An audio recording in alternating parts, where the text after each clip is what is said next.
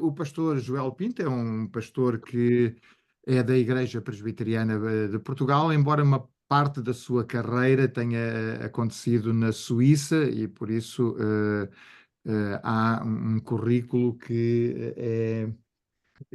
obviamente aponta também para aquilo que conseguiu nessa latitude. Então, o pastor Joel Pinto, ele vive atualmente entre Portugal e a Suíça. Eu creio que neste momento ele está na Suíça, e é da Suíça que nos vai dirigir.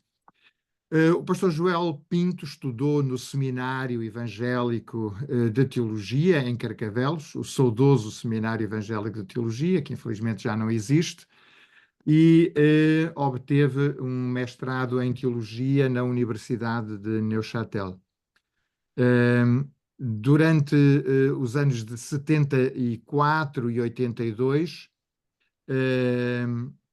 ensinou hebraico, ensinou exegese e teologia do Antigo Testamento no Seminário Evangélico de Teologia.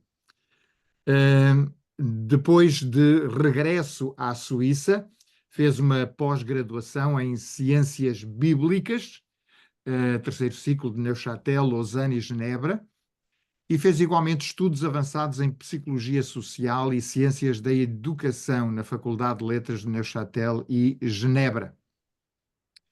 Durante vários anos foi diretor do Centro Ecuménico de Catequese e foi responsável pela formação dos catequistas protestantes e católicos romanos da Suíça francófona e fê-lo em parceria com um seu colega padre católico. Serviu como pastor em diversas comunidades reformadas, paróquias reformadas dos cantões de Neuchâtel e de Berna. E eu que acrescentei que e eu tenho pelo menos essa noção, um dos especialistas que nós temos na área da catequese, na área daquilo que nós chamamos de escola dominical, em termos pedagógicos. Agora está já aposentado, e como aposentado, obviamente tem prestado, digamos, os seus serviços à Igreja Evangélica Presbiteriana Portuguesa, como colaborador e como formador do Centro Protestante de Estudos da IEPP.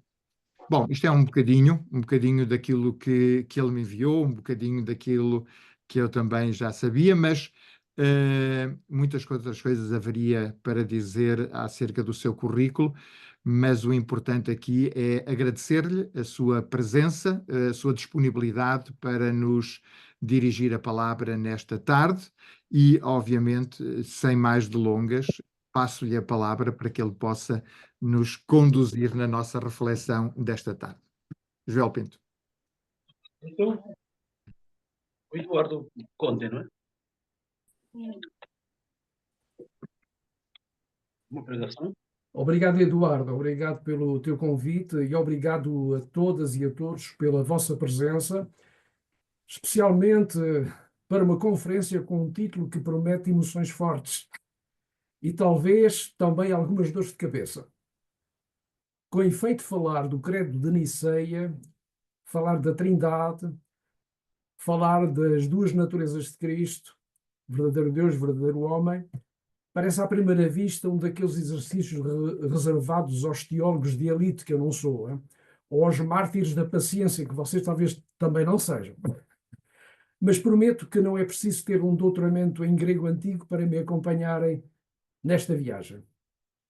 Na verdade, tudo começa, como está intitulado, eu peço à Joana para pôr o título da conferência, tudo começa com a pergunta muito simples, demasiado simples até, que Jesus coloca aos seus discípulos: e vós, quem dizeis que eu sou?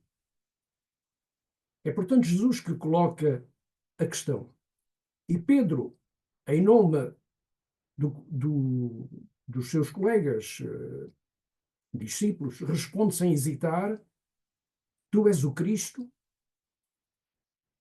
Resposta aparentemente simples, à qual talvez nós hoje respondêssemos talvez com mais perguntas,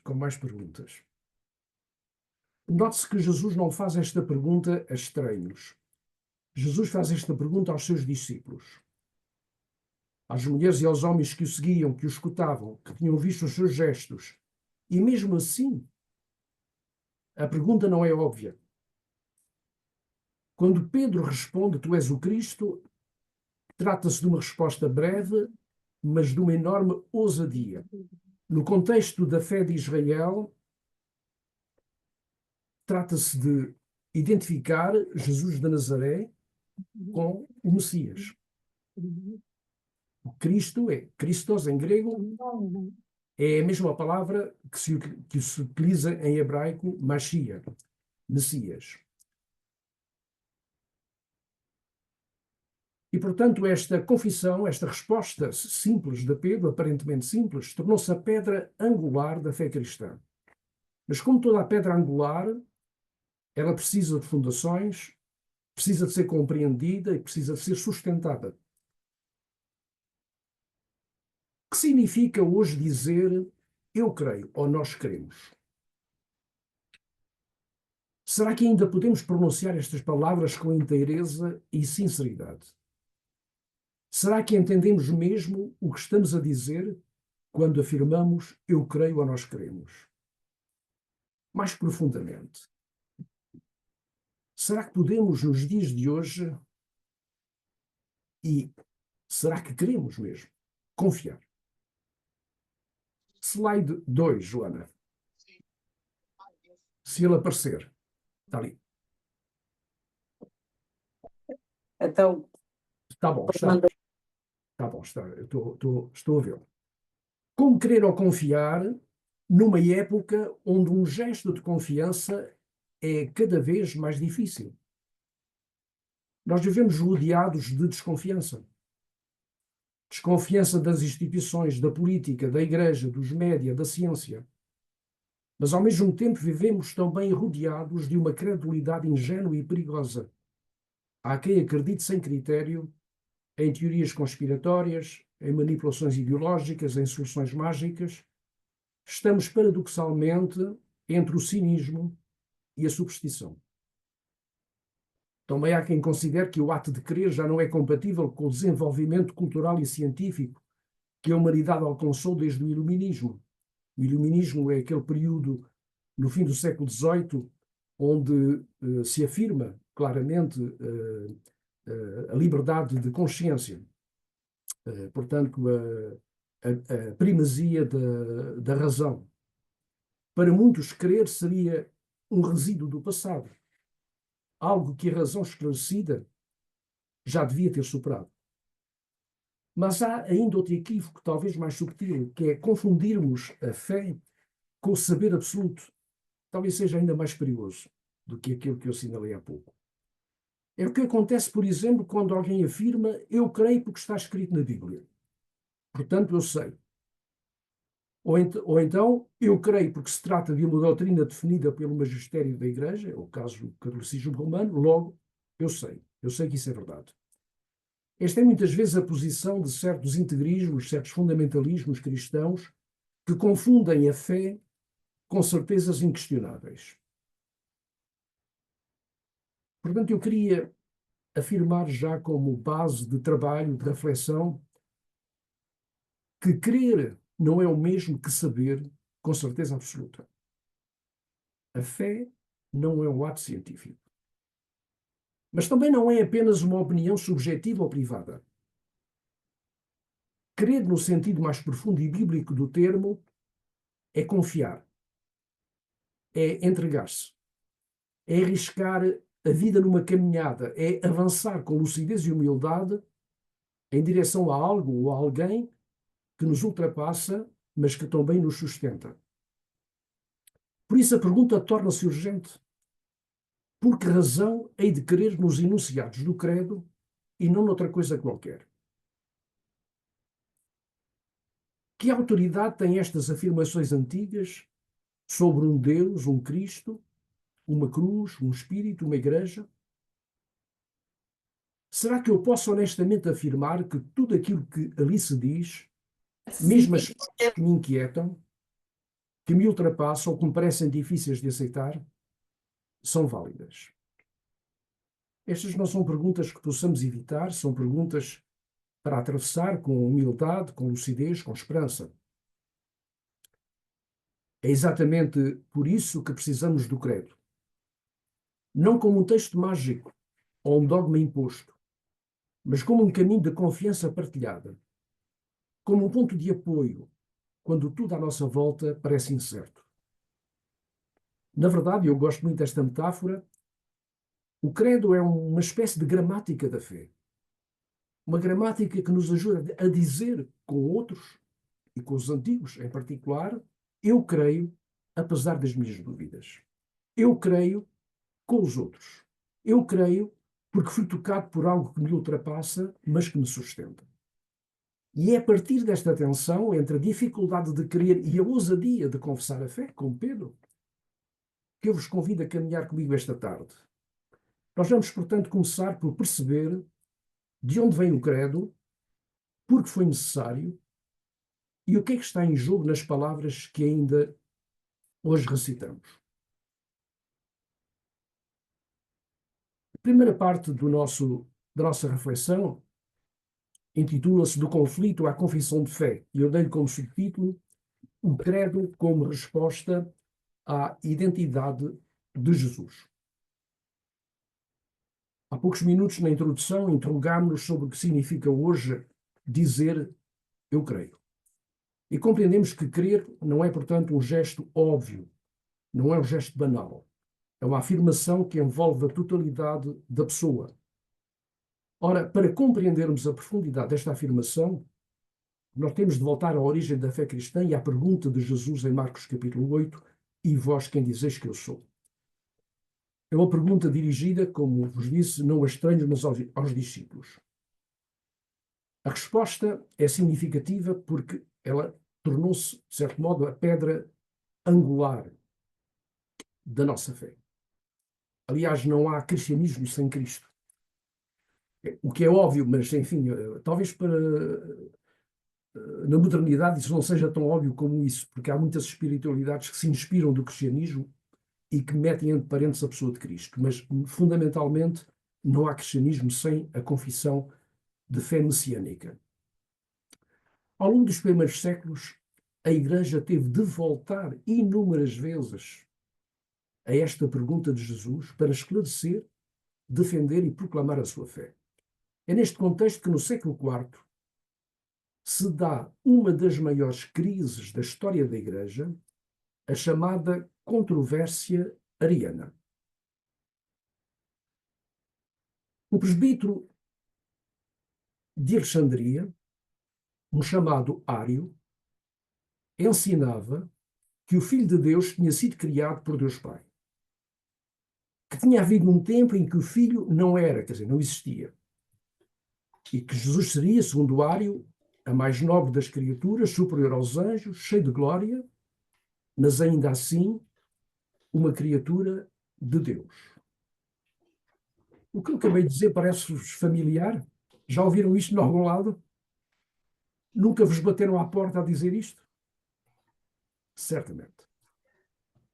Talvez, ignorando isso, os testemunhas de Jeová são os descendentes do arianismo, descendentes de Ário.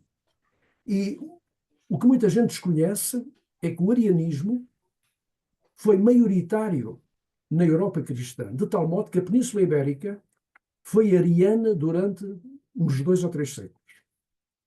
É interessante saber isso.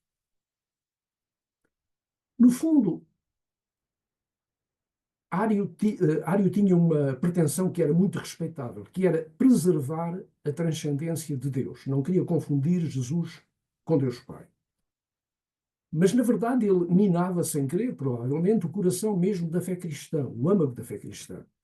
E foi isso que perceberam os padres conciliares, muito especialmente uma figura discreta que emergiu durante o concílio, um homem chamado Atanásio de Alexandria, que seria mais tarde nomeado Santo Atanásio. Atanásio era um jovem diácono era uma espécie de secretário do bispo Alexandre, de Alexandria. Atanásio não participou, evidentemente, no concílio como bispo votante, mas foi o principal teólogo da delegação de Alexandria e desempenhou um papel central nos debates doutrinários. Joana, o slide 3.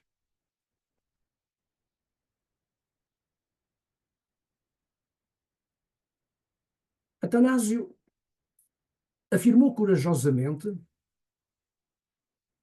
Não, tenho a impressão que saltamos aí um. Já estava no 3. Está bem, já estava no 3. Desculpa então. Então continua aí mais um bocadinho, ou então podemos, se já está há muito tempo, podes fechar. Atanásio afirmou corajosamente o seguinte: se Cristo não é plenamente Deus, então a nossa fé é vã. Porque só Deus pode salvar, o que é óbvio. Só Deus pode salvar. Um simples homem, um anjo, ou mesmo uma criatura superior aos anjos, não pode salvar. Só Deus pode vencer radicalmente o mal e a morte. Só Deus pode reconciliar a humanidade consigo. Portanto, Atanásio compreendeu que aquilo que estava em causa não era um detalhe teológico, era a própria essência da fé cristã. E é por isso que o Filho, segundo Atanásio, deveria ser proclamado, confessado, como gerado, não criado, consubstancial ao Pai. O que eu acabei de dizer, pessoalmente, eu acho absolutamente genial. Acho que é realmente uma série de pequenas afirmações que permitem verdadeiramente enquadrar a confissão de fé cristã, tal como os cristãos a percebem espiritualmente. Finalmente, aquilo que Atanásio faz é pura e simplesmente utilizar toda uma série de verbos e de um adjetivo que vai permitir focar realmente, não sei se é a expressão justa, mas focar a verdadeira natureza de Cristo.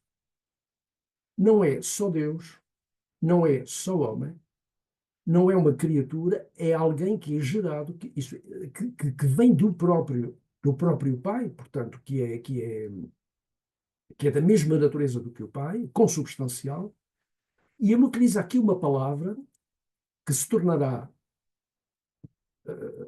célebre, uma palavra técnica, é a tal palavra consubstancial que em grego se diz homoousios. Os teólogos que estão a ouvir sabem do que é que eu estou a falar, porque isto permitiu imensas controvérsias igualmente. Foi a expressão que foi introduzida no Concílio de Niceia, e que não é um termo bíblico, mas que foi escolhido para preservar a afirmação bíblica sobre a natureza de Jesus Cristo. E isso para fazer barreira àquilo que eles consideravam ser a ambiguidade ariana ou a heresia ariana, se quisermos utilizar a expressão heresia. Mais tarde, Atanásio foi nomeado bispo de Alexandria em 328 e, coitado, a vida dele não foi fácil. Sofreu 5 exílios devido a todo este debate, mantendo-se sempre fiel à Confissão Nicena, e num livro absolutamente extraordinário que vocês encontram em PDF na internet, basta escreverem sobre a encarnação do Verbo, de Atanásio, sobre a encarnação do Verbo, que é um marco da teologia cristã. Atanásio afirma, portanto, que a frase-chave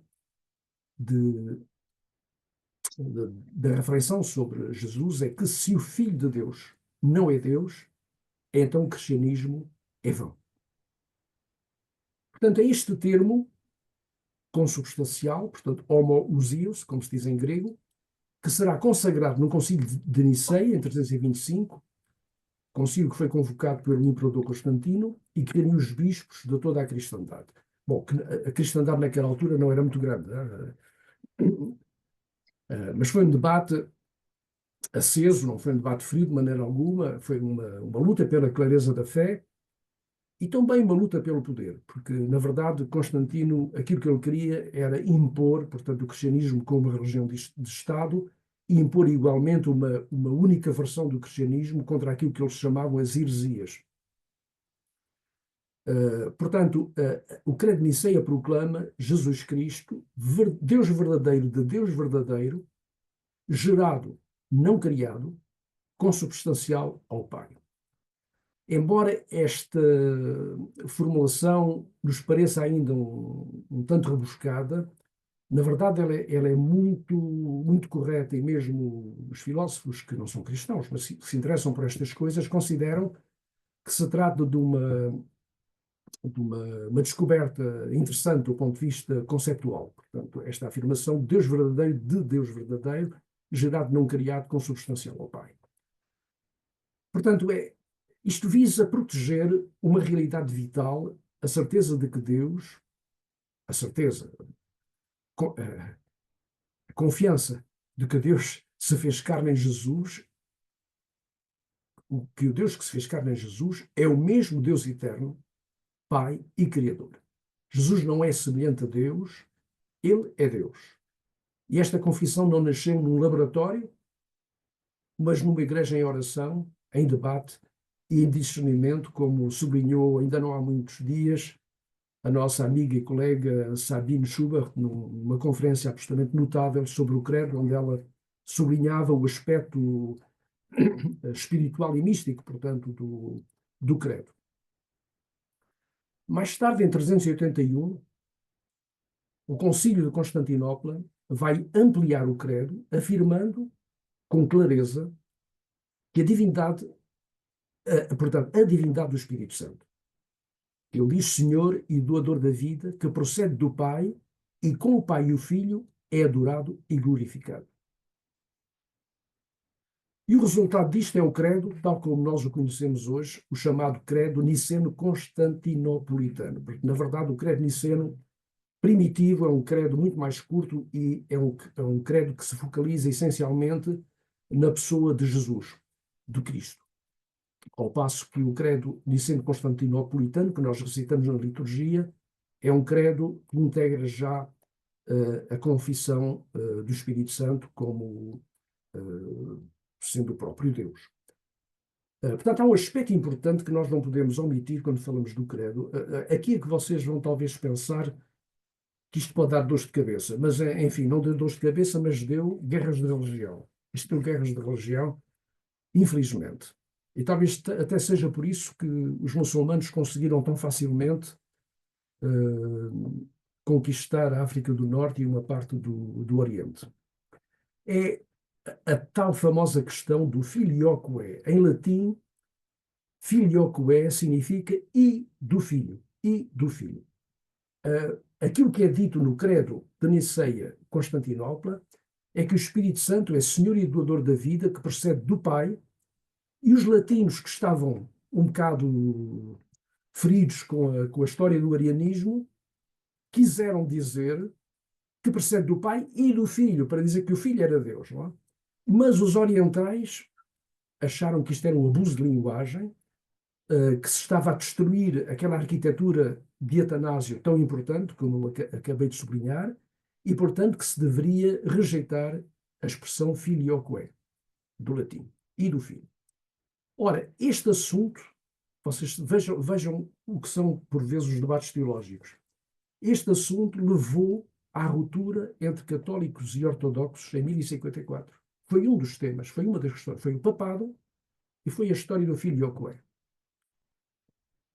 Enfim, hoje é incrível. O assunto foi ultrapassado, de não há muitos anos. O Papa decidiu, acho que foi João Paulo II, decidiu que os católicos eram livres na liturgia de dizer o credo niceno sem o filioque. Portanto, dizer que o Espírito Santo procedia do Pai e não forçosamente do Pai e do Filho. Mas são livres de dizer como querem e entendem. E os ortodoxos também acharam que isso não era propriamente uma heresia e, portanto, são mais indiferentes a esta questão. Eu queria dizer isto porque, efetivamente, foi um tema que atravessou toda a Idade Média e que criou graves problemas e, provavelmente, foi para se libertarem, como eu dizia há pouco, de todo este debate mortífero a propósito do filioque e também da Trindade, uma discussão que chegou a ser absurda mesmo sobre a Trindade, que o Islão penetrou tão facilmente na cristandade. Portanto, a formulação do credo de Niceia, Constantinopla, responde com vigor à pergunta: quem é Jesus Cristo? Afirmando a plena divindade de Cristo como Filho consubstancial ao Pai e a divindade do Espírito Santo igualmente. Mas a história da fé cristã não terminou aí. Outras questões surgiram nos séculos seguintes, exigindo ainda mais clarificação. O Concílio de Calcedónia, em 451, vem responder a uma nova tensão teológica que surge, apesar do credo de Niceia Constantinopla. É como conciliar a divindade de Cristo com a sua verdadeira humanidade. Dito de outro modo, se Jesus é verdadeiramente Deus, como é que ele pode ser igualmente verdadeiramente homem, sem que haja confusão, nem divisão, nem qualquer mistura? Ora, o Concílio de Calcedónia, em 451, encontra uma solução, evitando dois extremos. Dois extremos que finalmente persistiram, ainda hoje existem, estas igrejas existem. Evitando o monofisismo, que significa que Cristo tinha apenas uma natureza, a natureza divina, monofisismo, um único físico, portanto, uma única forma. Tinha uma única natureza, a natureza divina, absorvendo, anulando a natureza humana. Os monofisitas existem ainda na Síria e no Iraque, hoje. E, por outro lado, o nestorianismo, que também existe na Síria e no Iraque, que parecia dividir Cristo em duas pessoas, uma divina e outra humana, ligadas apenas por uma espécie de cooperação moral ou uma associação. Ora, é contra estas duas correntes excessivas que Calcedónia proclama uma fórmula que vai tornar-se o padrão da reflexão cristã sobre Cristo. É esta a afirmação do Concílio de Calcedónia. Nós seguimos os Santos Padres e unanimemente ensinamos que devemos confessar um só e mesmo Filho, nosso Senhor Jesus Cristo, perfeito em divindade e perfeito em humanidade, verdadeiro Deus e verdadeiro homem, reconhecido em duas naturezas, sem confusão, sem mudança, sem divisão, sem separação.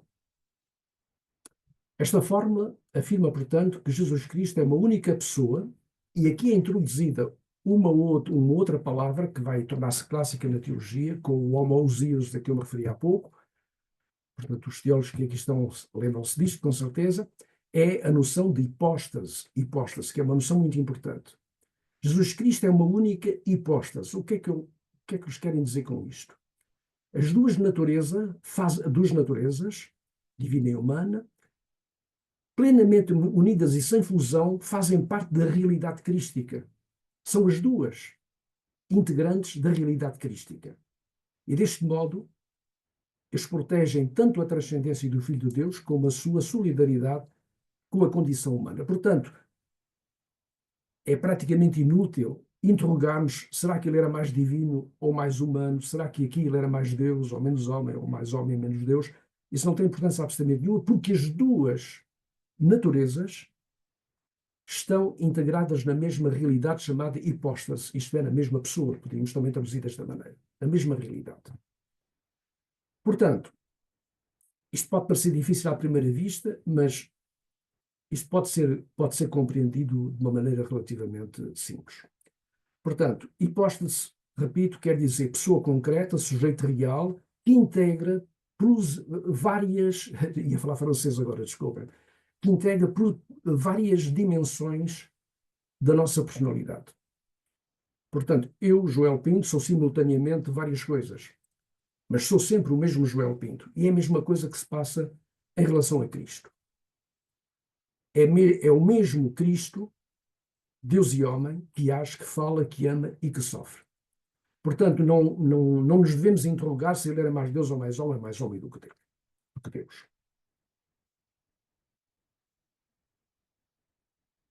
Portanto, a frase que devemos reter desta breve reflexão, mas talvez um bocado técnica, é que hipóstase significa que o Verbo eterno de Deus, a palavra de Deus, Jesus Cristo, não se uniu a um homem, mas tornou-se ele próprio um homem.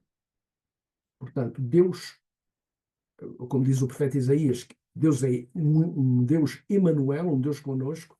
Concretamente, ele torna-se Deus conosco na pessoa de Jesus de Nazaré. Crer em Jesus, portanto, é dizer quem ele é dizer com a maior precisão possível a nossa fé no facto de que o homem de Nazaré é não somente o homem de Nazaré, mas é igualmente o rosto de Deus para a humanidade. É este que continua a ser o nosso desafio, aliás, na reflexão que fazemos a propósito da pessoa de Jesus. E é com esta base que vamos agora abordar uma nova questão que talvez nos interesse bastante. Como é que esta confissão antiga foi acolhida, foi criticada, foi reinterpretada pela Reforma? Que lugar tem o credo na tradição reformada, protestante, que é tão centrada na Escritura e tão alheia de todas estas especulações filosóficas? Não nos esqueçamos de uma coisa, não nos esqueçamos de uma coisa. O concílio, ao dizer tudo isto a propósito de Jesus, está a fazer finalmente uma obra de tradução. A fé cristã é uma fé semítica, é uma fé judaica, finalmente. É uma evolução do judaísmo. E quando o cristianismo se tornou maioritariamente helénico, foi necessário reformulá-lo em termos compreensíveis para os gregos. E todo este debate a propósito das naturezas de Cristo e mesmo da Trindade tem algo a ver com a conceptualidade grega. Diferente, portanto, da semítica, que é muito mais existencial, muito menos interessada neste tipo de especulação. Portanto, isto é uma coisa importante a reter, porque precisamente os reformadores, embora tenham aceito os credos, o credo niceno em particular, o credo niceno Constantinopla em particular, afirmam com clareza que aquilo que é importante não é o credo, mas são as Escrituras. Não se esqueçam da afirmação-chave da Reforma, que é a sola Escritura, a Escritura só. Portanto, que lugar ocupa um credo que não é a Escritura, mas que tem autoridade, apesar de tudo, na tradição reformada? Ora, eu pedia... já está a recepção protestante. Lutero, no seu Catecismo Maior, integra o credo como uma das 3 partes essenciais da fé, ao lado dos 10 mandamentos e da oração do Senhor, do Pai Nosso. Sabem que ainda hoje o esquema fundamental da catequese reformada e luterana continua a ser o credo, os 10 mandamentos e o Pai Nosso. É sempre a partir dali que elaboramos a catequese dos jovens e dos adultos também. O que marca, portanto, a diferença protestante não é a rejeição dos credos, de modo algum. É o facto de os credos se referirem à Escritura. E é curioso verificar que tanto Lutero como Calvino, quando escrevem os seus catecismos, porque os dois escreveram catecismos, eles tentam sempre sublinhar as afirmações do credo com citações bíblicas. E vocês encontram igualmente isso, sobretudo no Catecismo de Heidelberg. É muito patente. Calvino é talvez mais específico ainda do que Lutero a este respeito. Ele diz que o credo de Niceia é uma formulação legítima da fé, mas atenção, embora ele resuma fielmente a palavra de Deus, não é um substituto dela. Calvino vê no credo uma ajuda à Igreja, mas não a autoridade última para a Igreja, que continua a ser a Escritura. Contudo, os protestantes conservaram esta relação positiva com os credos históricos, embora no século XIX tenha surgido o chamado protestantismo liberal, que é o herdeiro do iluminismo. Sabem que o iluminismo, portanto o racionalismo do século XVIII, é essencialmente de origem protestante. Hegel era um teólogo, o filósofo Hegel era um teólogo, e Kant esteve para ser teólogo e acabou por evoluir para a filosofia. Portanto, a teologia universitária foi muito porosa em relação ao racionalismo e considerou que os credos eram produtos de uma metafísica grega ultrapassada e que podiam mesmo tornar-se barreiras à liberdade de consciência, à evolução do pensamento teológico. E neste contexto, os credos começaram a ser vistos com uma certa desconfiança e só úteis no plano da ética ou do rito para reunir as pessoas simbolicamente. Por outro lado, também os sectores evangélicos, que eu gosto de chamar evangelicalistas, porque evangélicos somos todos nós, inclusive as igrejas luterana e reformada, especialmente na orientação mais fundamentalista. Eu li qualquer coisa aqui. Não. Na tradição mais fundamentalista, emergiu uma resistência aos credos. Nestes meios há uma tendência a rejeitar quaisquer fórmulas que não estejam literalmente expressas na Bíblia em nome da afirmação da sola escritura, da escritura só. Recusou, portanto, os credos antigos por os considerarem como doutrinas humanas, e muitos desses grupos formulam as suas próprias declarações de fé. Eles não chamam a isso credos, chamam declarações de fé, que afirmam ser estritamente bíblicas, mas que frequentemente apresentam interpretações rígidas, fechadas, dogmaticamente absolutizadas. Eu digo-vos francamente, se vocês compararem, eu custa-me dizer isto porque isto pode ser tomado como um ataque desleal em relação à Aliança Evangélica Portuguesa. Não é de maneira nenhuma. Trata simplesmente de uma questão factual. A Aliança Evangélica Portuguesa tem uma declaração de fé que pretensamente deveria unir todos os evangélicos portugueses. E entre essas declarações da fé da Aliança Evangélica Portuguesa está escrito que a Bíblia não contém o mínimo erro e toda ela é digna de fé, etc. Quer dizer, toda uma série de afirmações que vocês já conhecem, é a tal doutrina da inerrância da Escritura. Ora, nunca os protestantes históricos, mainstream, afirmaram a inerrância das Escrituras. Isso é uma heresia autêntica. Aquilo que nós dizemos é que as Escrituras, um pouco à maneira de Jesus, são simultaneamente uma palavra que Deus nos dirige e, ao mesmo tempo, uma palavra perfeitamente humana, relativa, que está contextualizada no espaço e no tempo. E aquilo que se chama a hermenêutica, a tarefa de interpretação, a tarefa da pregação, é precisamente ir ao encontro da palavra de Deus, apesar das palavras humanas que a rodeiam. Houve um teólogo que encontrou uma imagem muito bonita para dizer isto. É um disco que está arriscado, que está parasitado. Nós podemos ouvir uma bela música, mas temos que ultrapassar o barulho do disco, os parasitas do disco. E é exatamente o que se passa. Na Bíblia há muita coisa parasitada, há muitas conclusões, afirmações que não são de maneira nenhuma afirmações de origem divina, são perfeitamente humanas e, aliás, há imensas contradições nas Escrituras. Mas, fundamentalmente, nós encontramos nas Escrituras uma palavra que reconhecemos como autêntica palavra de Deus. Portanto, isto pode ser um pouco paradoxal, o que estou a afirmar, mas trata-se, efetivamente, da fé tradicional, tanto católica, como luterana, como reformada, como ortodoxa.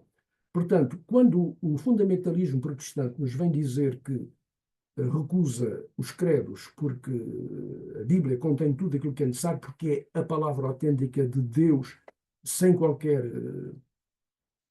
erro, e substitui o credo por afirmações de fé que dizem isso mesmo, eu penso que eles estão a afastar-se efetivamente da grande tradição cristã, de tradição credal da Igreja cristã. Enfim, também num outro extremo, temos o caso das igrejas suíças, que eu não vou aprofundar, que rejeitaram precisamente para pôr termo a debates sem fim a recitação litúrgica do Credo de Niceia. Portanto, só recitam o Credo dos Apóstolos e praticamente ignoram o credo de Niceia. Mas isto não é todas as igrejas suíças. Na minha igreja, em Neuchâtel, recitamos o credo de Niceia, mas em Zurique, Basileia e Berna, por exemplo, o credo de Niceia não é recitado porque, talvez devido a uma influência do racionalismo do século XIX, muita gente rejeita as afirmações feitas sobre Cristo nesse credo. Portanto, eu tinha muita coisa para dizer, mas eu acho que já falei muito tempo, mesmo demasiado tempo, sem vos dar a palavra. É incrível, eu estava a pensar que isto era um pouco mais curto, é como sempre a mesma coisa. Vamos fazer uma pequena pausa. Eu penso, Joana, que não vale a pena estarmos em grupos, não somos muito numerosos. Talvez reflitam durante um minuto pessoalmente, e depois podem trocar 2 ou 3 palavras entre vós. Acham que hoje a Igreja deveria ser tão clara na sua confissão como ela o foi em Niceia? Acham que a Igreja deveria ser hoje tão clara na sua confissão de fé como o foi em Niceia?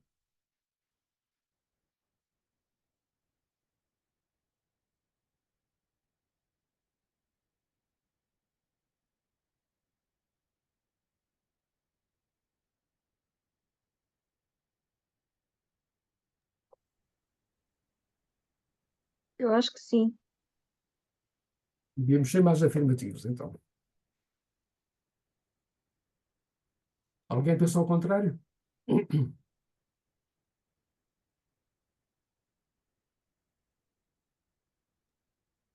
Eu creio que a necessidade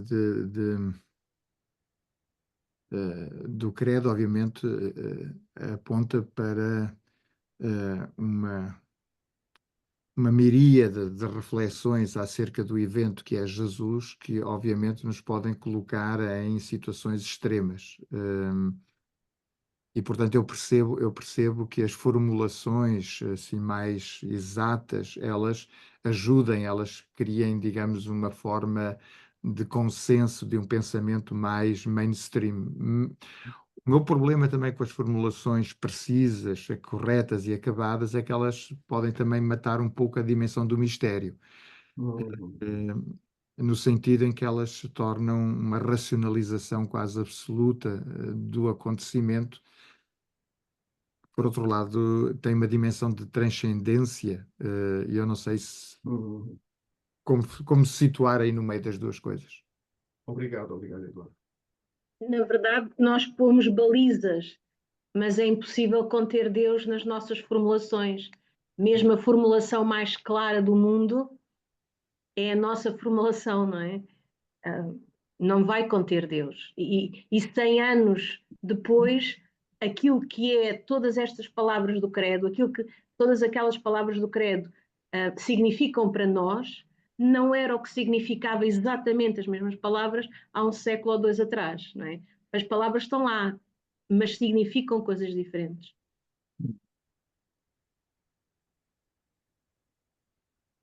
Mas isso significa que tu consideras que a confissão do credo niceno chega ou à necessidade de elaborarmos um credo para a nossa época? Tão claro como este. Eu acho que nós o fazemos. Muitas vezes nas nossas liturgias criamos credos, criamos o credo da reforma, criamos o credo ecológico, nós vamos formulando credos.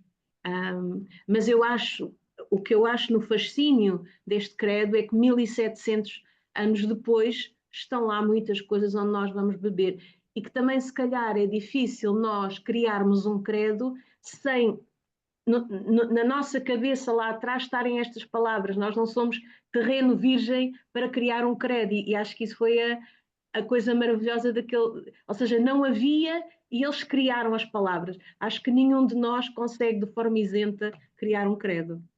Obrigado, eu acho que disseste aí muitas coisas importantes, eles criaram palavras, é interessante isso. Portanto, não se trata de, como dizem em francês, copiar e chover um gato, quer dizer, fazer uma grande confusão conceitual. Eles verdadeiramente criaram palavras para dizer a sua fé. E nesse aspecto é um desafio enorme. Olha, vamos prosseguir, porque vocês vão ter a oportunidade de fazer perguntas no fim. Eduardo, podemos ter mais um quarto de horazinho? Ou... Eu preciso de um quarto de hora, 20 minutos ainda. Não estou a ouvir-te. Desculpa, o que está previsto é 1 hora de conferência, portanto ainda tens aí um tempo. Ah, bem, mas se ultrapassar um pouco não é grave? Bem, eu acho que as pessoas vão ter paciência, vão ter interesse em ouvir, certamente. É para eu me organizar aqui com as minhas Ok, notas. Ok, ok. então vamos passar para a última parte da nossa reflexão. De qualquer maneira, estamos a avançar. Portanto, a parte em que vamos agora entrar é o credo hoje, a pertinência espiritual, teológica e ecuménica do credo. Portanto, depois de termos percorrido a gênese histórica e teológica do credo e o modo como foi recebido ou rejeitado nas diversas tradições protestantes, chegamos agora à questão talvez mais desafiante, que é a seguinte: que sentido faz hoje recitar ou confessar este texto antigo? Isto num mundo secularizado, pluralista, digital e desconfiado. Que lugar pode ainda ocupar um credo que proclama que Jesus é verdadeiro Deus, de verdadeiro Deus, que o Espírito Santo procede do Pai, ou procede do Pai e do Filho, e que há uma só Igreja Santa Católica e Apostólica? Como é que este texto ressoa numa época em que a espiritualidade é vivida de forma fragmentada, muitas vezes individualista, e onde muitos abandonaram a linguagem teológica tradicional? Hoje, confessar que Jesus Cristo é verdadeiro Deus e verdadeiro homem, tal como afirma o Credo de Calcedónia, não é tarefa simples. Mesmo entre cristãos sinceros e piedosos, esta fórmula suscita uma certa perplexidade. Ela parecia distante da linguagem da experiência. Ela parece, não é parecia, ela parece distante da linguagem da experiência e do imaginário dos nossos contemporâneos. Além disso, os séculos XIX e XX produziram muitas imagens alternativas de Jesus. O grande iniciado, o grande mestre espiritual, o profeta social, o revolucionário, o humanista, o sábio pacifista, o hippie visionário. Alguns veem nele uma espécie de avatar cósmico, um médium divino. Outras religiões, como o judaísmo e o islão, rejeitam-no simplesmente e consideram-o quer como rabino, quer como profeta, recusando, portanto, a sua divindade. Mesmo no seio do cristianismo, alguns grupos, como os Testemunhos de Jeová ou certos teólogos liberais, racionalistas, rejeitam a doutrina de Calcedónia, que eu vos indiquei há pouco, como fruto de uma metafísica ultrapassada. Ora, é precisamente por haver tantas imagens divergentes de Jesus que me parece que o credo é necessário. Não como fórmula mágica, mas como linha de orientação, como confissão de fé partilhada, como bússola espiritual para quem deseja seguir, compreender e confiar verdadeiramente em Jesus Cristo. Vale a pena neste momento levantar uma questão que muitas vezes passa despercebida quando falamos destas coisas, mas que tem uma grande profundidade teológica. Será que todos os creio em dos credos têm o mesmo valor? Será que eu posso dizer que creio em Deus, creio em Jesus, creio no nascimento virginal de Jesus, creio no Espírito Santo, creio na Santa Igreja Universal, ao mesmo nível, exatamente ao mesmo nível? Sabem que a forma latina credo significa literalmente pôr o coração em alguma coisa. Confiar-me. E já Santo Agostinho, no século IV, estava consciente da dificuldade. E por isso ele, refletindo sobre esta questão, e ele reflete muito bem, porque ele era filósofo de profissão, ele diz: há 3 maneiras de crer. Há aquilo que ele chama o credere aliquid, quer dizer, crer algo que eu considero verdadeiro. Por exemplo, neste caso, creio em Deus, é credere aliquid. A outra maneira de crer é aquilo que ele chama credere aliquid, crer em alguém, no sentido de lhe dar crédito. Creio Deus, creio aquilo que me é dito, creio aquilo que é afirmado, creio naquilo que as Escrituras me dizem sobre Deus. Isto é o credere aliquid. E a terceira forma do crer, segundo Santo Agostinho, e aqui notem bem, é muito interessante, é o credere in Deum, crer em Deus, que inclui as duas primeiras, mas que não se confunde com as duas primeiras maneiras de crer. Crer em Deus no sentido da confiança total e radical, no sentido pleno da entrega. É isso que significa a expressão credo in, creio em, creio em. É uma fórmula carregada de sentido, não é uma mera crença intelectual, é uma confissão de tipo existencial, de confiança e entrega. Senão teria sido ao primeiro nível, credere aliquid, creio que algo é verdadeiro, creio no documento que me é apresentado, creio numa afirmação puramente dogmática. Não, não, não. Aquilo que é dito no credo é uma crença de ordem espiritual. E é isso exatamente que a Sabine muito bem desenvolveu na conferência dela há uma semana. Precisamente isto. Nem todos os artigos do credo têm, portanto, o mesmo peso existencial ou teológico. Por exemplo, quando nós dizemos creio na Igreja, claro, aqui é um protestante que fala, portanto desconfiem, não é? Desconfiem do protestante. Mas, enfim,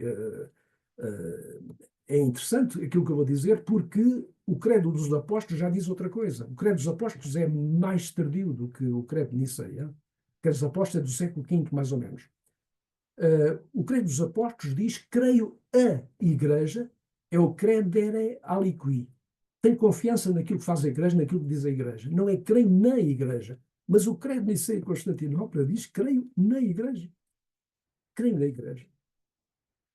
Significa, portanto, que há afirmações neste credo de Niceia e Constantinopla que podem ser problemáticas, que usam a mesma estrutura do crer, mas que não se referem exatamente à mesma coisa, à mesma forma de crer, ao mesmo grau de confiança e de fé. Esta distinção não diminui de maneira alguma os artigos do credo, mas ajuda a compreendê-los, talvez, no seu devido lugar.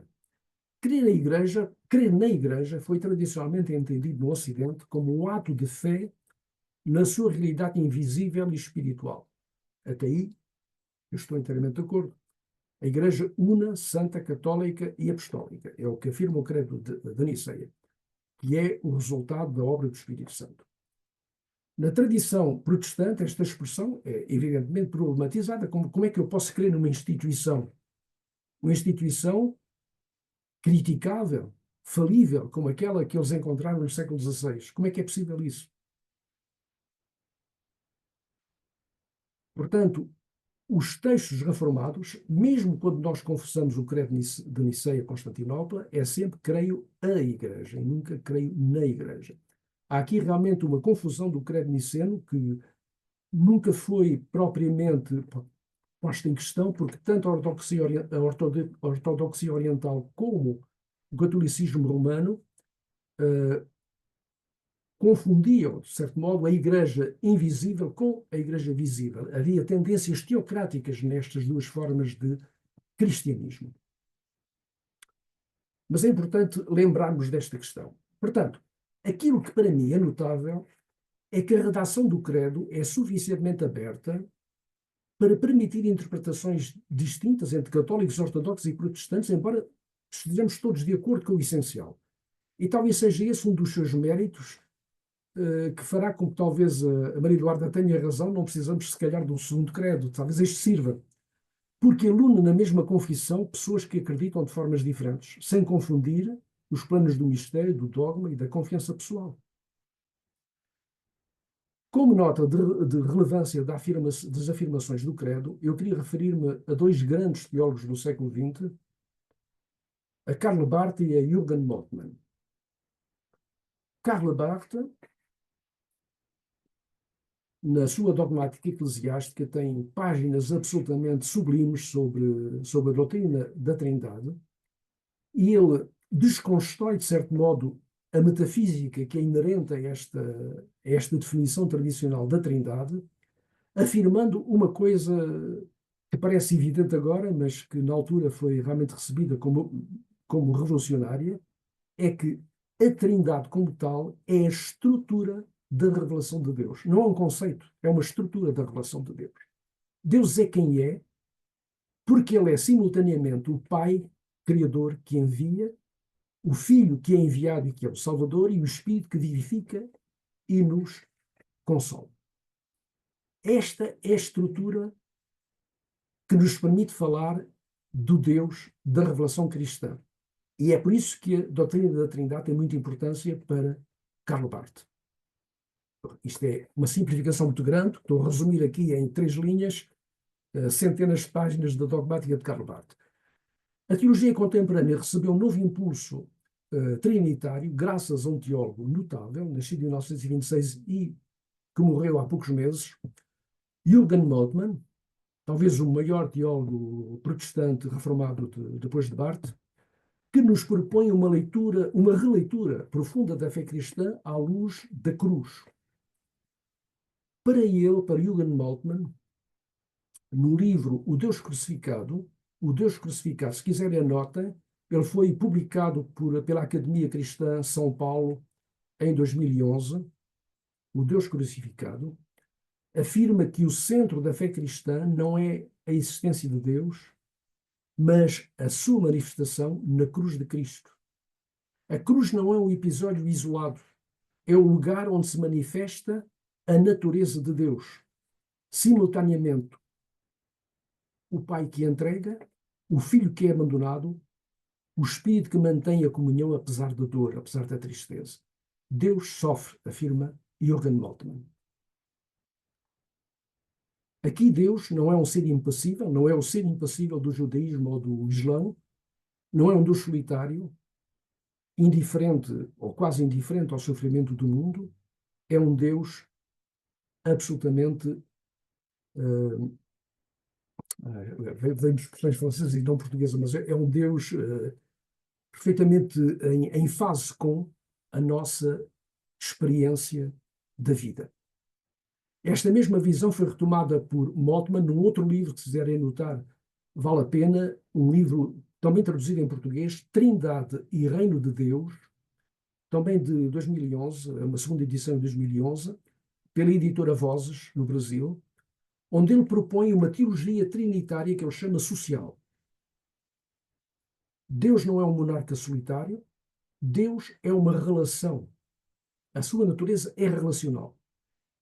Deus é uma comunhão de amor entre o Pai, o Filho e o Espírito. E o símbolo desta relação é aquele ícone que a Sabine nos mostrou a semana passada, aquele ícone onde os 3 anjos se olham uns aos outros e que se oferecem para nos integrar, para nos incluir igualmente nessa relação.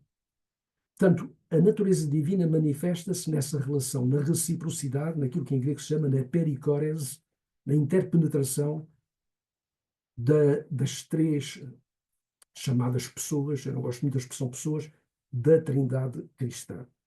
E esta concepção da Trindade tem implicações éticas e comunitárias absolutamente extraordinárias. Porque a Igreja é chamada a espelhar no mundo esta comunhão divina, a viver uma espiritualidade de comunhão, de justiça, de liberdade, de inclusividade, de participação, contra todos os modelos autoritários e hierárquicos.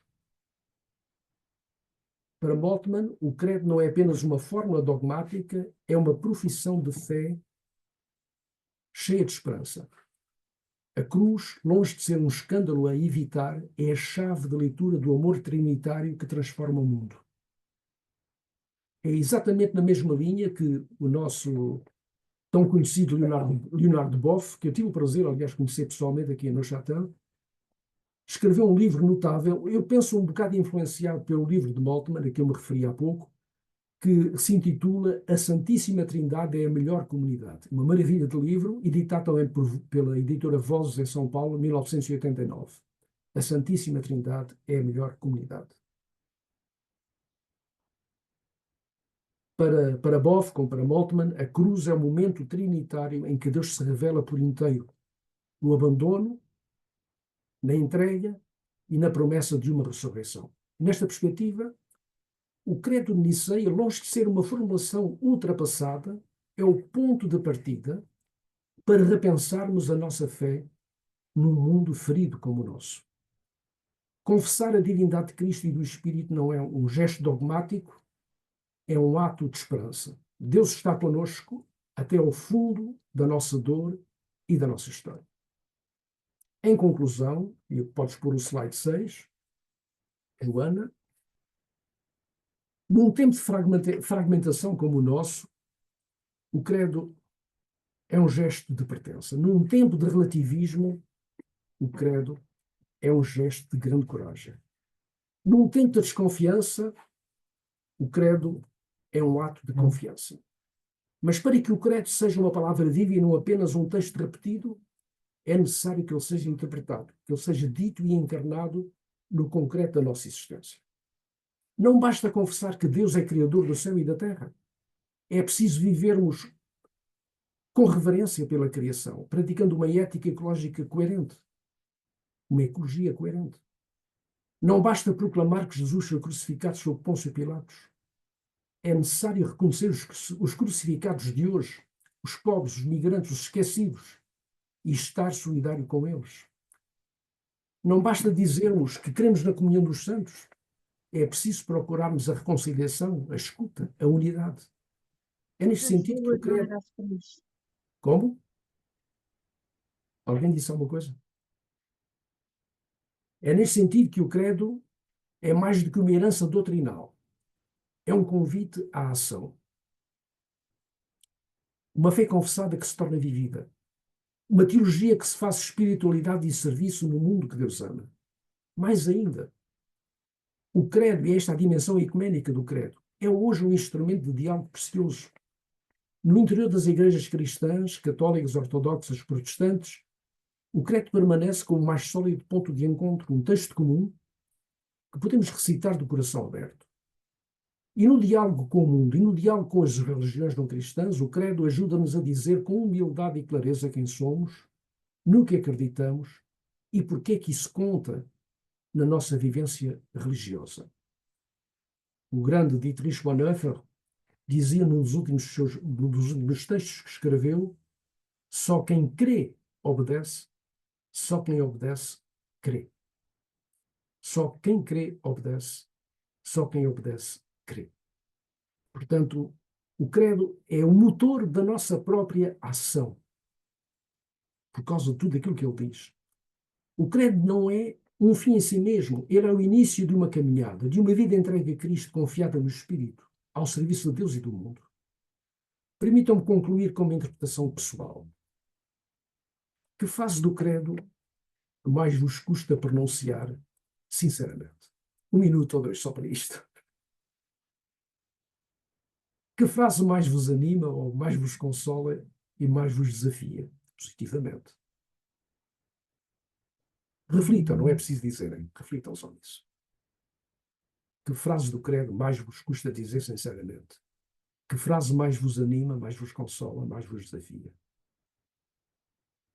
Sabem porquê que eu vos interrogo deste modo? É porque é aí nessa tensão interior entre aquilo que me custa dizer, me custa confessar, e aquilo que me anima e me consola, que o credo faz o seu verdadeiro trabalho. Como oração, como ato de fé, como apelo à conversão, porque no fim confessar o credo é deixar-nos transformar por ele. Meus amigos, se compreenderam tudo aquilo que eu vos disse sobre a divindade de Cristo e a Trindade, desconfiem. Provavelmente entenderam mal e eu não fui muito claro. Isto é como na física quântica. Aqueles que pensam que a compreenderam, não compreenderam absolutamente nada. Bom, isto é uma graça da minha parte, evidentemente, é uma gracinha. Aquilo que eu quis dizer é que, com uma pontinha de humor, é que a abordagem de questões de ordem eminentemente espiritual, através de conceitos racionais ou abstratos, é sempre uma coisa muito complexa. E se nos limitarmos a esse nível, estamos votados ao insucesso.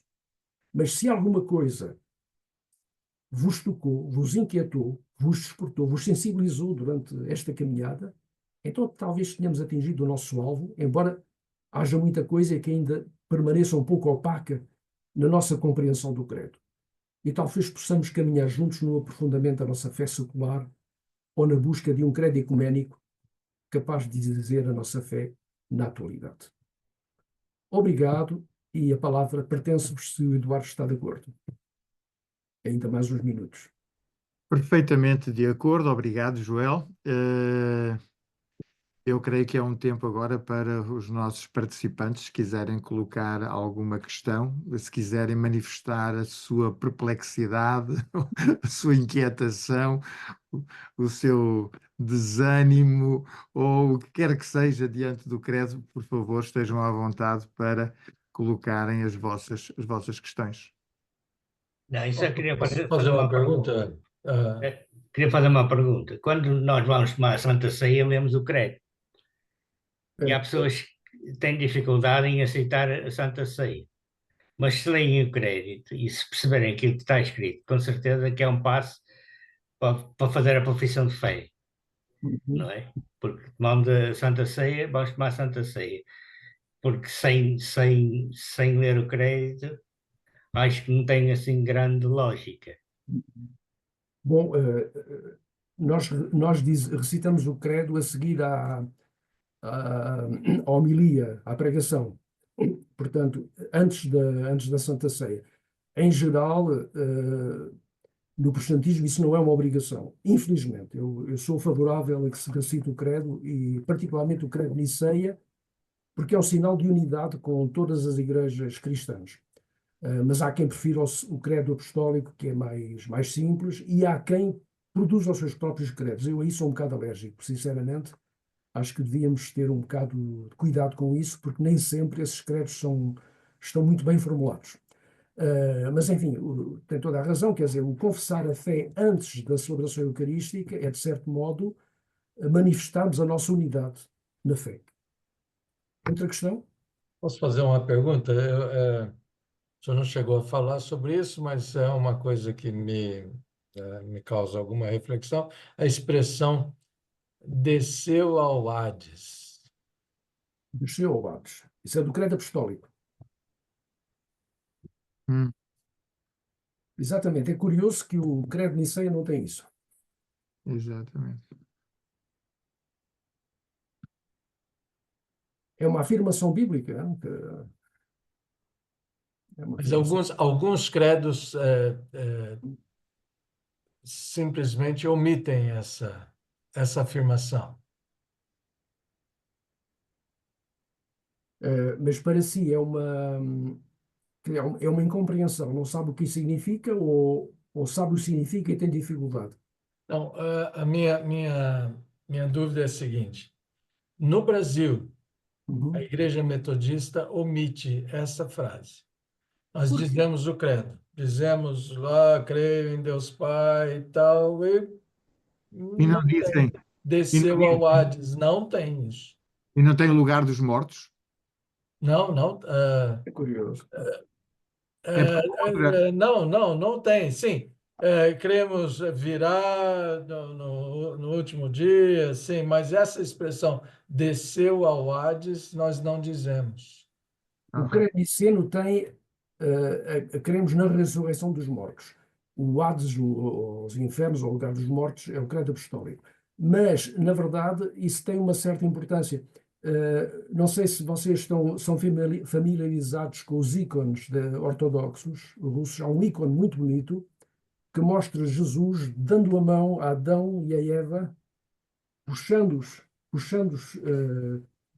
portanto, tirando-os do Hades, tirando-os da fossa do inferno.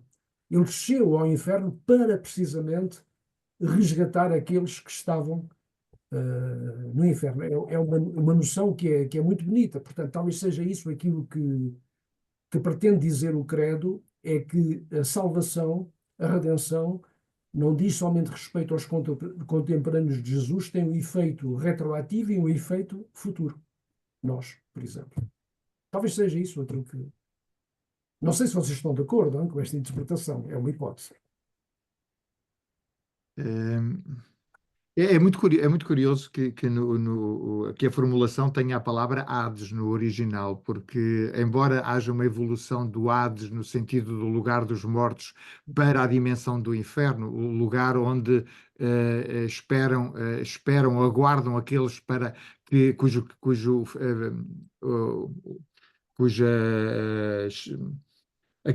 onde descansam aqueles que terão a condenação. Pronto.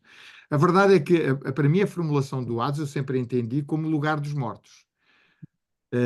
E nessa perspectiva, então a fé apostólica dizia que Jesus morreu, foi sepultado e passou pela morte. Exatamente. Passando pela morte, resgatou todos aqueles que anteriormente, a partir da sua própria vida, prefiguraram a sua própria existência e a sua própria missão.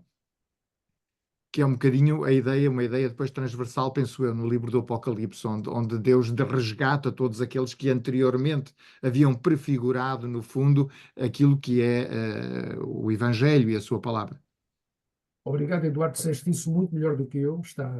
Eu estou inteiramente de acordo com essa formulação. Mas tem um problema, desculpe, não quero dominar aqui, já vou parar já. Mas tem uma questão que é essa formulação, hoje em dia, já não atende ao que a igreja pensa. A própria igreja, em muitos funerais, você vai num funeral, você vê as pessoas dizendo: a pessoa, o falecido, já está com Deus, está nos braços do Pai, foi recebido por Deus e tal. Já, ele não está morto, ele está vivo, está num lugar melhor do que. Ninguém diz que Jesus virá para julgar os vivos e os mortos, que ele está lá dormindo, que vai. Não, não, não, mudou completamente a crença, já não se afirma. Eu creio que os mortos ressuscitarão no último dia. Não, isso já não é verdade hoje em dia. Fernando, é muito importante aquilo que você está a dizer, porque a tendência hoje, efetivamente, é a negação da morte. E, precisamente, o pensamento semítico e o Evangelho levam muito a sério a morte. A morte não é uma parte de nós mesmos que vai assim voar ou sublimar-se em algum lado. Nós morremos realmente e somos ressuscitados realmente. Mas morremos realmente. E a afirmação que Jesus desceu ao Hades significa mesmo isso, que ele morreu realmente e ressuscitou, que Deus venceu a morte, matou a morte. Aliás, há um cântico da ortodoxia muito bonito que diz isso, que Deus matou a própria morte. É muito importante isso na nossa época. Só que, se me permitem, depois temos que abrir aqui o espectro, obviamente, mas só que se me permitem, eu acho que a questão que o Fernando toca é uma questão um bocadinho diferente, que é no sentido não da desvalorização da morte, digamos, em paralelo com a ideia da ressurreição, mas o facto de que a noção de que as pessoas permanecem ainda na morte. Ou seja, há uma tensão hoje dentro do cristianismo entre saber-se se Paulo ainda está morto. O apóstolo Paulo ainda descansa no Hades.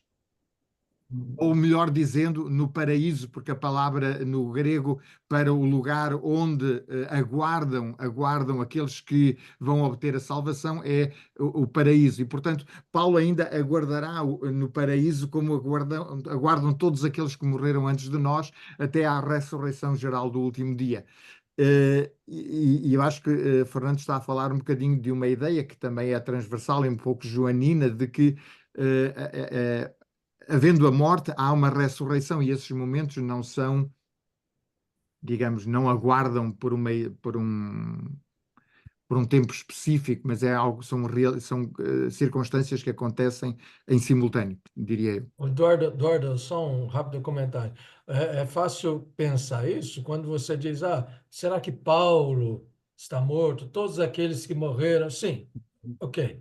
Mas o problema é quando você pensa na sua filha, Sim, no seu sim, filho, no claro. seu pai. É alguém aqui, não é Paulo lá atrás, não não, sim, é o meu pai que morreu e está Uhum, morto e vai. Não está morto. Ele está vivo, está nos braços de Deus.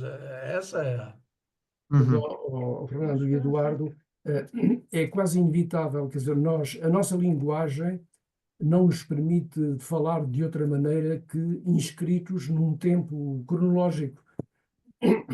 Eu creio absolutamente que quando morremos, ou haverá algo que se assemelha a uma contração do tempo ou uma ultrapassagem do espaço e do tempo, eu não sei o que será Nós vida estamos, nós espírita. estamos a pensar no tempo da Terra, no tempo do iluminismo, não é? Isto agora com a questão Pois, quântica, as partículas podem estar em vários lugares ao exatamente. mesmo tempo, o tempo não tempo tem uma cronológico, ordem clara e portanto, se calhar Deus vive mais no quântico do que no iluminismo, não sabemos. Pois, mas a linguagem tradicional tem pelo menos essa vantagem de nos evitar de confundir tudo. Quer dizer, permite-nos dizer claramente, quando morremos, morremos mesmo, e haverá um tempo em que a morte será definitivamente vencida e que entraremos todos na comunhão eterna com Deus, como o Paulo diz. Aliás, o apóstolo Paulo é muito claro a esse respeito. Para mim chega-me, não é? Mas eu também não sei mais do que vocês sobre o que nos espera depois da morte. A única coisa que eu sei, e é isso, ainda há pouco tempo estava a dizer isso a um amigo, tudo aquilo que eu espero poder dizer dentro em breve, isto que já tenho quase 80 anos, é: Senhor, eu confio em Ti, confio em Ti. No momento da minha morte é confiança total em Deus, credo, é isso que eu quero fazer, é crer no sentido da entrega e da confiança e libertar-me de todas essas categorias que são necessárias à linguagem, mas que não são necessárias propriamente à fé. Eu sinto que a obra do Pai está tão bem feita que nós realmente temos que confiar nele e saber que tudo o que nos ultrapassa está nas mãos dele. Eu queria fazer uma pergunta, que é em que contexto, como é que aconteceu o deixar-se de recitar o credo nos cultos? Quando foi, como é que foi, o que é que levou a isso? E a outra coisa que eu queria dizer é que tenho muita dificuldade em dizer que creio na Igreja, seja ela católica, apostólica, romana, não sei como é que se diz, porque crer na Igreja não tem nada a ver com crer em Deus, nem crer em Cristo, nada disso. Portanto, crer na Igreja, a Igreja são pessoas e a Igreja é uma instituição. Portanto, crer na Igreja não faz sentido nenhum estar ali misturado, não está ao mesmo nível. Ana Paula, o próprio Santo Agostinho, a que eu me referi há pouco, estava perfeitamente consciente dessa questão. Eu, aliás, aludi a isso num curso que fizemos sobre a eclesiologia, sobre a Igreja. Santo Agostinho pensava que a Igreja una, Santa, Católica e Apostólica não era integrada à instituição, mas não era a instituição, não é idêntica à instituição. É como dois círculos, um tríade dos conjuntos, quer dizer, que inclui um conjunto, mas não é idêntico. Portanto, a Igreja Una, Santa, Católica e Apostólica do Credo é a chamada Igreja Invisível. Aliás, foi o Santo Agostinho que se referiu à Igreja desse modo. Não é propriamente a Igreja institucional, mas também é um erro nós pensarmos que a Igreja institucional não participa da Igreja Invisível. Ela faz parte dessa realidade, mas não é toda a realidade. Portanto, a esse nível, a mim não custa nada dizer que o credo niceno creio na Igreja no sentido dessa realidade global, invisível, que só é conhecida de Deus e não de nós, que reúne todos os crentes de todas as épocas. É a comunhão dos santos. É a comunhão dos santos. Okay. Não perturba. Mas o credo apostólico, felizmente, utiliza o ablativo latino e diz: creio a Igreja. Creio a Igreja. Mas havia uma pergunta inicial, penso. Pastor Eduardo, desculpa, contexto, se tem alguém... O contexto. Eu já volto à questão do credo. Diga. Então põe a tua pergunta, Nélia. Diga. Sim. Não, ainda bem que o pastor Fernando falou sobre esta situação do pensamento, de pensarmos assim: pronto, morreu, está nos braços do Pai. Por acaso, para mim é assim que eu sei que é desta forma que morremos, vamos esperar a ressurreição, não é? Vamos esperar nessa altura. Mas o meu pensamento é assim, eu acho que isso me consola, mas pronto, eu sei que não é assim. Então, o pensamento é assim: pronto, eu vou morrer, vou logo diretamente para os braços do Pai. Este é o meu pensamento, mas isto se me consola, pronto, devo viver nesta, entre aspas, Você tem toda a razão, você tem toda a razão, é isso que se deve dizer. devo isso que se deve pensar dizer. Está nos braços do nesta Pai. hipótese, porque Sabe? o pensamento de morri, pronto, estou ali, tipo, estou esquecida, não. Então o meu pensamento é, eu quando morrer, naquela hora, estou no instantinho, no colinho do Pai. E então, mas eu acho que as pessoas pensam mais ou menos nisto por causa disto, não é? Não é se calhar no pensamento de que a pessoa morreu, depois está ali no túmulo esquecido, até que venha Jesus, até que venha a ressurreição. Eu acho que as pessoas sabem, não sei, como eu, por exemplo, sei, mas penso desta maneira, que às vezes, quantas vezes digo, oh Pai, por que eu já não vou para os teus braços, não é? Eu acho que é neste sentido, mais ou menos. Peço imensa desculpa. Eu acho que não faz sentido no sentido em que o corpo morre, mas a alma sai do corpo. Portanto, o corpo morre e desfaz-se, mas a alma saiu do corpo. E a alma foi para Deus, segundo o que nós acreditamos. Pronto.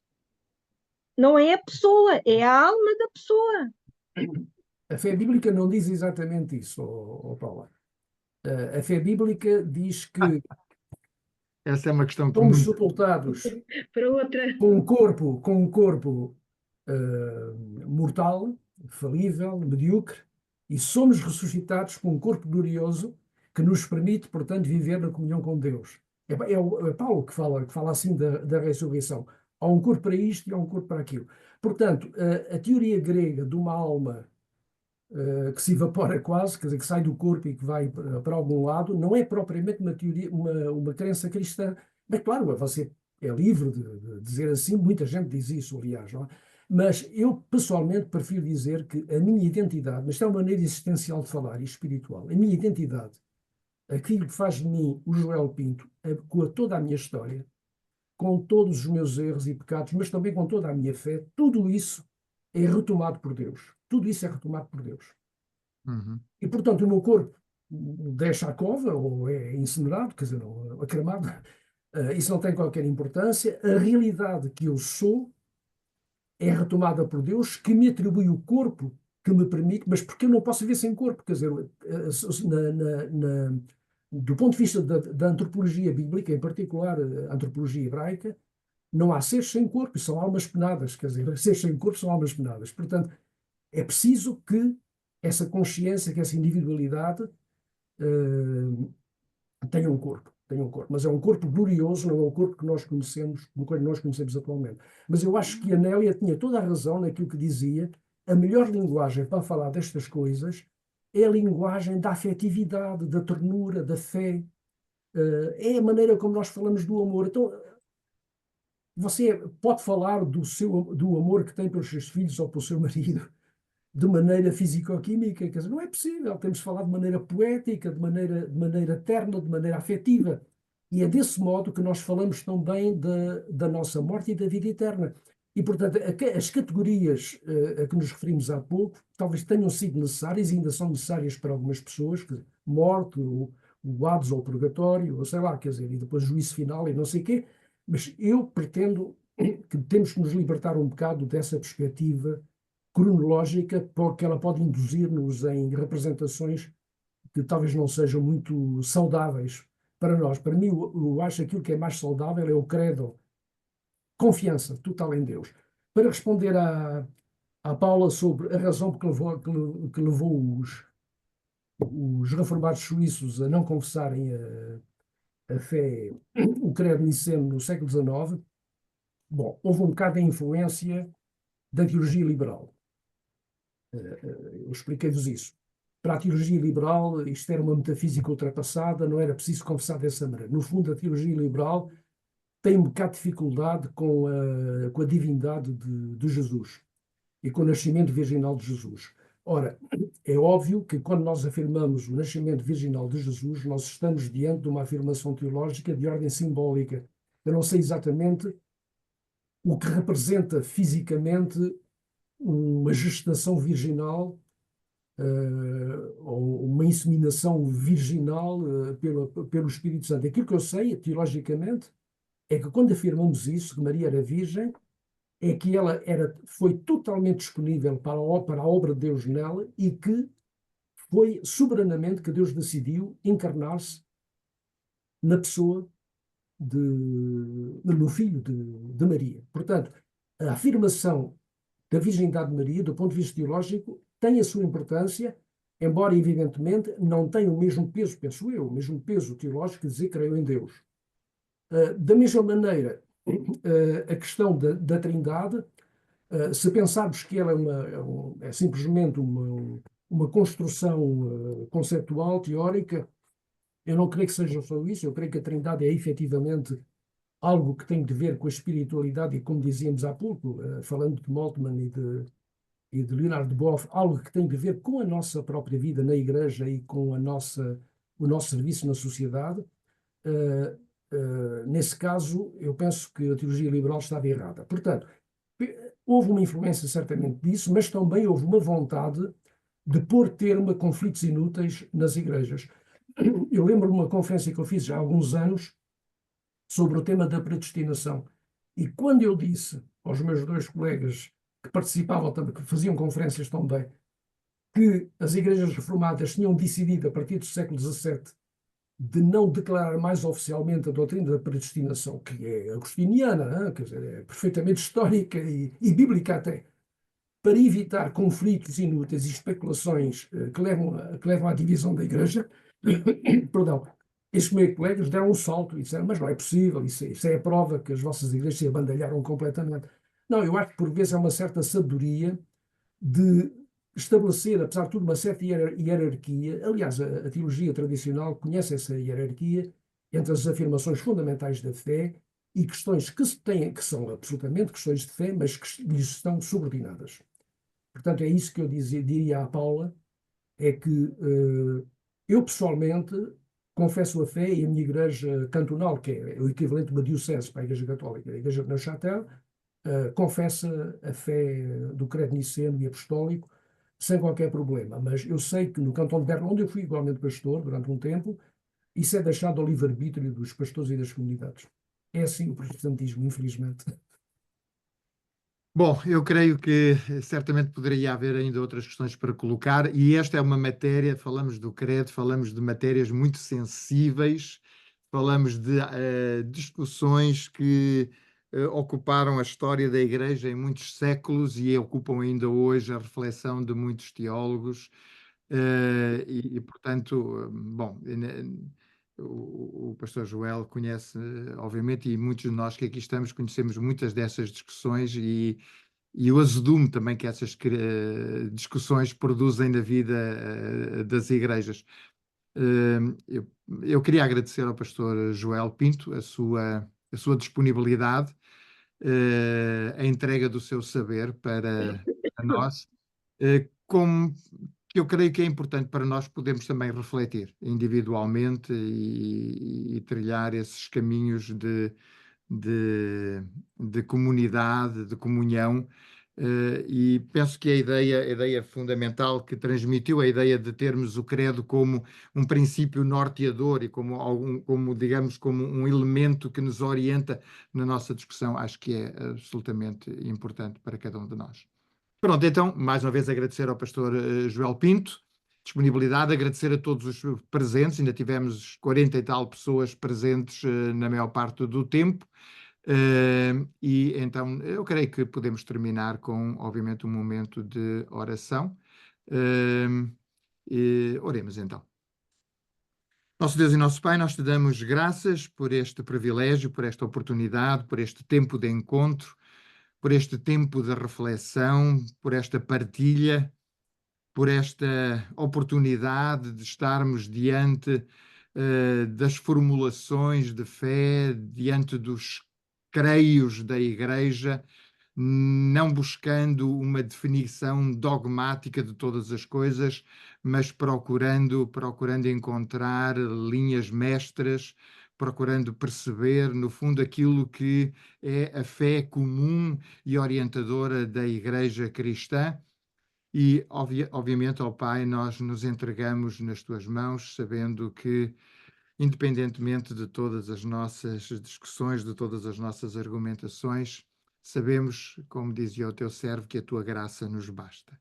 E é nessa graça que queremos viver dia após dia. Sê conosco no decorrer deste sábado, sê conosco neste tempo de encontro que se aproxima, neste domingo, onde queremos estar juntos para celebrar e glorificar o teu santo nome. Oramos em nome de Jesus. Amém.